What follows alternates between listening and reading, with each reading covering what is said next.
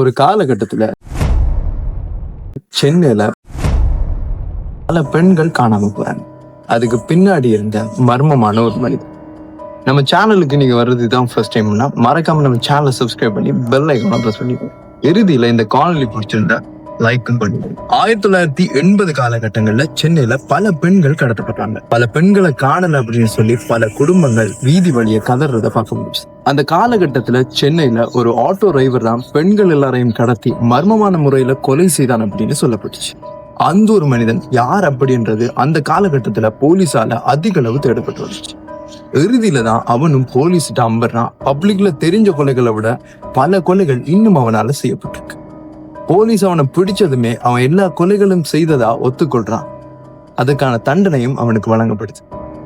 அவன் தான் ஆட்டோ சங்கர் அப்படின்னு சொல்லப்படக்கூடிய சீரியல் கில்லர். சென்னையை பொறுத்த வரைக்கும் அவன் ஆட்டோ ஓட்டிக்கிட்டே பல பெண்களை கடத்தி கொலை செய்திருக்கு. ரொம்பவே கொடூரமான முறையில அவங்கள கொலை செய்து புதைச்சும் இருக்கு.